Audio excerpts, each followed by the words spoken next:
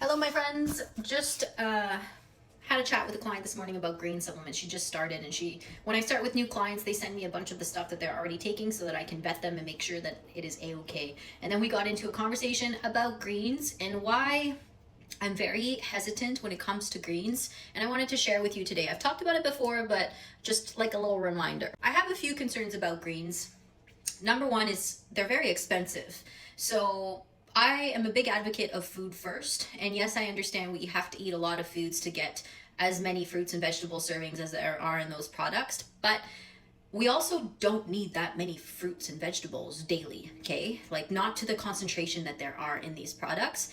And I would say that it would be more beneficial to take a look at what you're doing every day with the food habits that you have, rather than just trying to take a supplement to fix the food imbalances, right? So paying attention to if you're rotating your food, I would emphasize more quality protein before things like excess fruits and vegetables. Like, we want our amino acids. That's literally what our muscles are made of. Bioavailable amino acids, irons, all our B vitamins, right? So very important for energy production and thyroid and hormones. So when we start to shift our focus on what we are doing every day with our habits and what we eat multiple times a day, right? We eat 3, 4, 5 times a day, dependent.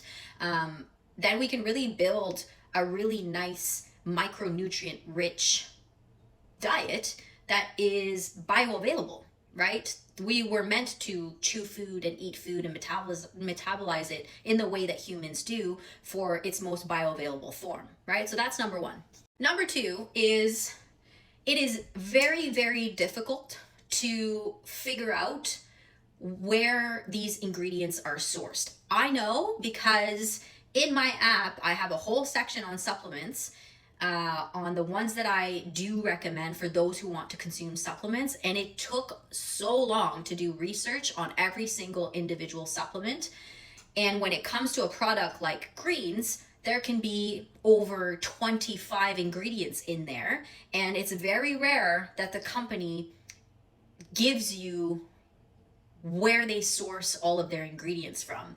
And so that information is important, because if it's sourced from a low quality area, then that impacts the quality of the product. Next concern is our toxic load. I do talk about this often, and sometimes people are like, that's a very scary sentence, toxic load, but it's the truth. Especially like how we live nowadays, we are exposed to so many pollutants that we need to be mindful of that, because our detoxification processes works really well when it's not overburdened. So our farmers, whether organic or inorganic, will use things like herbicides and pesticides. Now, the biggest difference is that your inorganic crops will use synthetic pesticides, things like glyphosate, that are incredibly disruptive to humans, but the entire environment. It ruins the integrity of our soil. It ruins the plant itself, because it interacts with the shikimate pathway, which is something that plants possess, where it comes in and it interacts with other amino acids like tryptophan within the plant and whatnot.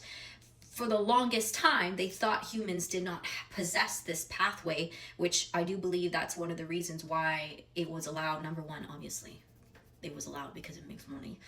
But number two, because they had this nice argument that humans did not possess this pathway. Now understand that while humans may not possess this pathway like plants do, our gut does. So there's bacteria in our gut that have this exact same pathway. This is important because if plants are affected via amino acids like tryptophan, what do you think happens to our gut? What do you think happens to the bacteria in our gut? It's the same pathway. So obviously bioavailability becomes a concern, imbalance becomes a concern, and there's enough literature out there now to understand that once your gut bacteria is affected, everything is affected. The other piece I like to think about too is 90% of serotonin is made in the gut. And once you start to impact serotonin, you impact melatonin, which is your sleep. And once you start impacting neurotransmitters, it is a cascade of events after that. I'm gonna tie this all together because you're like, okay, I'm not following you, D. So inorganic crops, right? Glyphosate, very concerning in terms of human health and environmental health and the integrity of our soil and all that stuff. So, how this ties into greens is if you are purchasing a green supplement that is not organic at a concentration of, I don't know, let's just say 1,000 fruits and vegetables in there, you're not only consuming 1,000 fruits and vegetables, now you're consuming 1,000 fruits and vegetables that have been heavily sprayed with glyphosate and consuming that every single day. Like I said earlier, our body has a natural detoxification system that is beautiful, but when it is overburdened with, say, 1 scoop of 1,000 fruits and vegetables coated in glyphosate, it gets a little overwhelmed, right? Very important to pay attention to what kind of green supplements you're purchasing and if they are organic. Careful with this because sometimes they'll say organic blend, but then you'll notice in the ingredients that the organic blend starts to not be organic. So you got to read the whole ingredient list. Typically, organic will have a little star beside each ingredient if it's organic. Then you have your greens that also have mushroom blends in them. Mushrooms are highly susceptible to mold, okay? So there's a lot of like contaminant concerns in a product that has so much condensed in one little scoop. Now you ask, okay, but Dee, what if I buy an organic product? Obviously, a lot better, okay? Because the concern with glyphosate has reduced. Mind you, cross-contamination happens, but the concern has greatly reduced. The other piece, though, is you have to make sure that your product is third-party tested, independent tested, to see if it has like high levels of lead, mercury, heavy metals, right? Because that's very dominant when you take, again, a product that has 1,000 fruits and vegetables condensed, right? So heavy metals testing, third-party testing, contaminant testing, mold testing. So making sure that the brand actually does that. And it gets confusing because sometimes brand will say, will list all of these little checklists that they have, like vegan, yeah, it's fruit and vegetables. Gluten-free, yeah, there's no meat in it. Like they just, they list a bunch of things and it makes it look like, wow, they're certified with a bunch of things that don't really matter. So you have to be careful with that.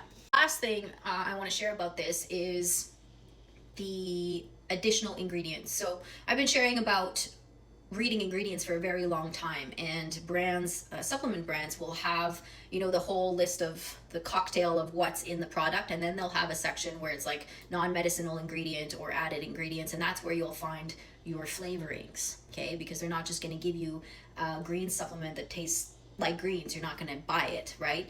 So you'll have in that list things like your natural flavors, your artificial flavors, which is basically the same thing, citric acid, your gums, all of those added ingredients, which are pretty much all synthetic, right? Your natural flavors can be altered up to 150 times chemically, and the brand will not give you how they do that.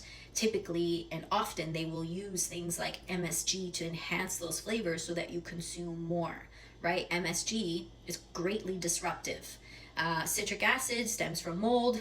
That it didn't used to be. It was changed by Pfizer, I believe, in the I want to say 1973, but I don't know if I got that date right.